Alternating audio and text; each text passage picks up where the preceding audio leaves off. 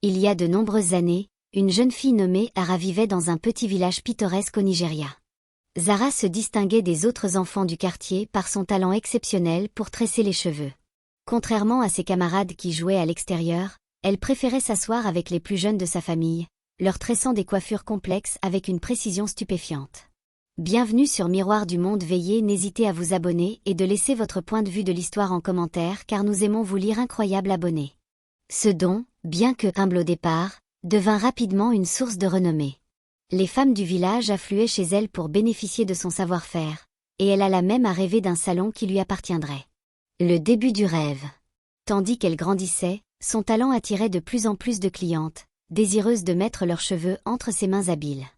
Zara a souvent affirmé que ses mains étaient bénies, et elle apportait un sentiment de légèreté à ses clientes, qui repartaient avec des sourires rayonnants. Mais derrière cette façade de succès se cachait une réalité bien plus sombre. Son père, un ancien chauffeur de taxi, peinait à subvenir aux besoins de la famille. À 23 ans, après des années de travail acharné, elle était devenue la coiffeuse la plus demandée de son quartier. Ses rêves de posséder un salon prenaient forme, mais la réalité était difficile à affronter.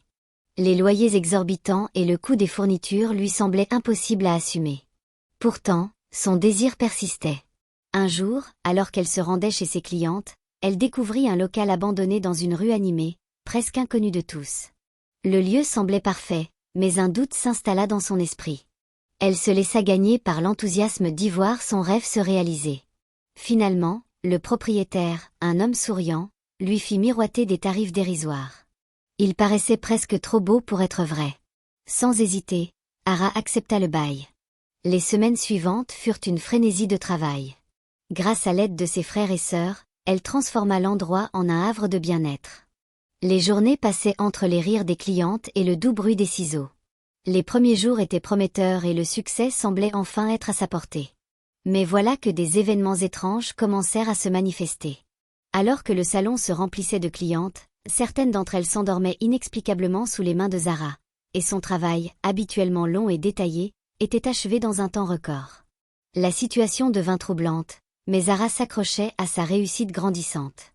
Un soir, alors qu'elle fermait le salon, un sanglot silencieux se fit entendre. Interloquée, elle chercha l'origine du bruit, mais ne trouva que le vide. Les jours suivants, les pleurs revinrent, de plus en plus présents. Elle ne pouvait nier que quelque chose clochait dans son magnifique salon. Le mystère s'intensifie. À ce stade, Zara n'arrivait plus à rester seule.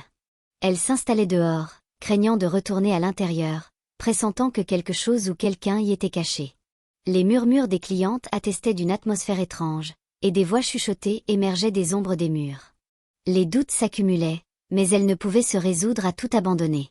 Un jour, elle prit le bus, et un hasard la mit en contact avec une vieille dame qui, dans un moment d'égarement, laissa tomber ses lunettes. En les portant, Zara fut bouleversée par une vision. Une femme, jeune et triste, pleurait dans le reflet d'un miroir. Quelle horreur!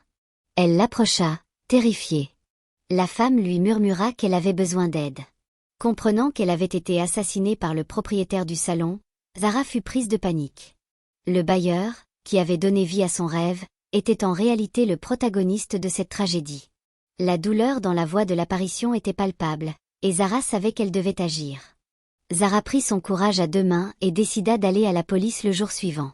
Avec sa voix tremblante, elle raconta tout, des pleurs nocturnes aux visions de la femme. Les policiers, sceptiques au début, acceptèrent de l'aider. À leur arrivée au salon, les fouilles révélèrent un macabre secret. En creusant, ils découvrirent les restes de la femme disparue, tout près du miroir, comme l'avait prédit l'apparition. L'arrestation du bailleur suivit rapidement, et la nouvelle du salon hanté se répandit dans le quartier.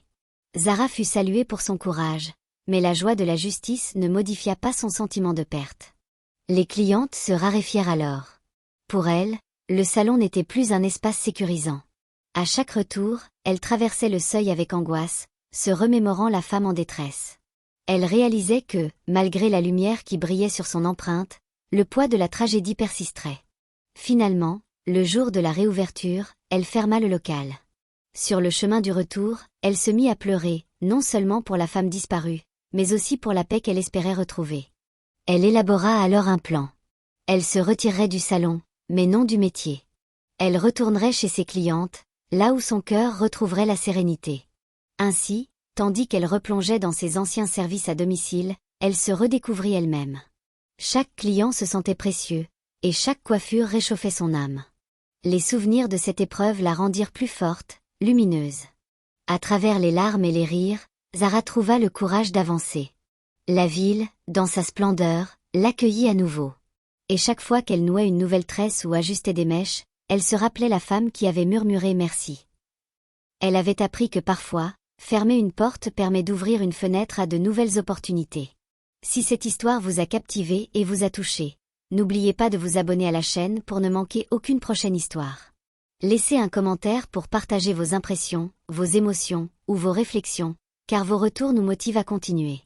Cliquez aussi sur le bouton j'aime pour soutenir le contenu et partagez cette vidéo avec vos proches afin qu'ils découvrent ce récit. Activez la cloche de notification pour être averti dès la sortie de la prochaine histoire. Ensemble, grandissons cette communauté d'amoureux des récits.